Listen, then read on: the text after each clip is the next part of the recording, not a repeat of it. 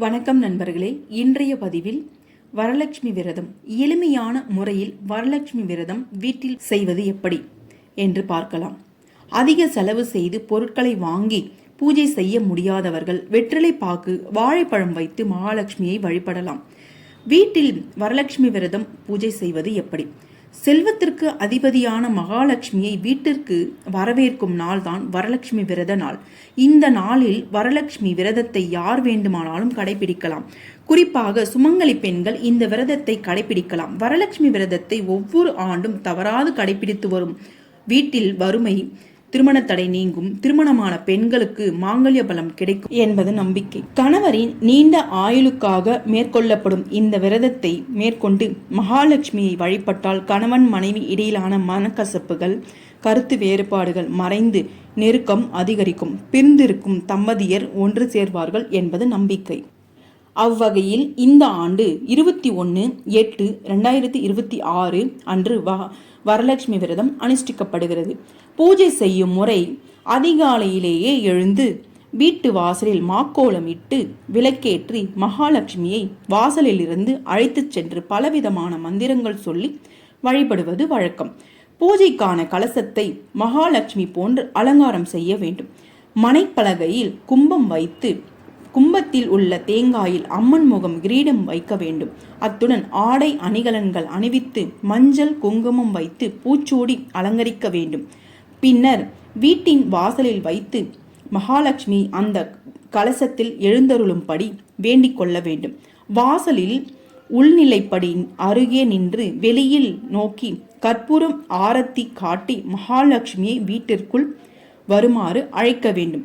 பின்னர் மகாலட்சுமியை வீட்டிற்குள் அழைத்துச் சென்று பூஜைக்கான இடத்தில் அமரச் செய்ய வேண்டும். இப்பொழுது மகாலட்சுமி வீட்டிற்குள் வந்துவிட்டதாக பாவனை செய்து அன்னைக்கு பூஜைகள் செய்ய வேண்டும். பஞ்சமுக நெய் விளக்கேற்றி வெற்றிலை பாக்கு, பழம், நெய் ஊற்றி சர்க்கரை பொங்கல், சுண்டல் என நைவேத்தியம் படைக்க வேண்டும். இதையடுத்து மங்களகரமான தோத்திரங்களை சொல்லலாம். மகாலட்சுமிக்கு உரிய பாடல்களை பாடலாம்.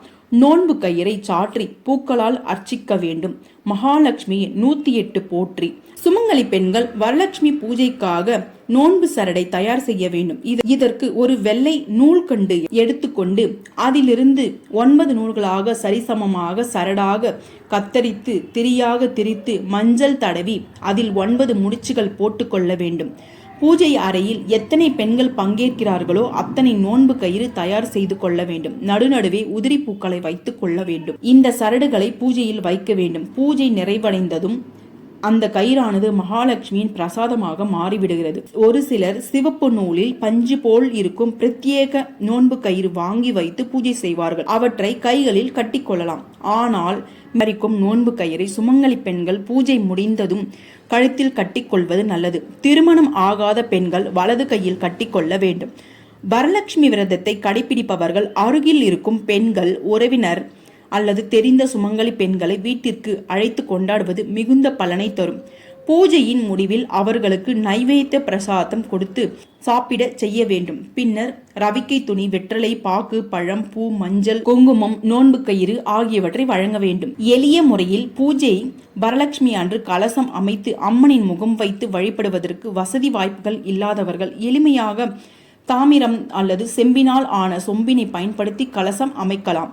இதற்கு அம்மன் முகம் இல்லை என்றால் வெறும் தேங்காயில் மஞ்சள் பூசி அதில் குங்குமம் திலகம் இட்டு வைத்து வழிபடலாம். கலசம் அமைக்கவும் முடியாது என்பவர்கள் மகாலட்சுமியின் படத்தை வைத்து வழிபடலாம்.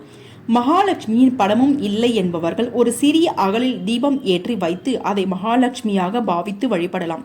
விலை உயர்ந்த பொருட்களை எதுவும் வாங்க முடியாதவர்கள் வெற்றிலை பாக்கு, 2 வாழைப்பழம் வைத்து வழிபடலாம். கொஞ்சம் வசதி உள்ளவர்கள் சர்க்கரை பொங்கல் வைத்து வழிபடலாம்.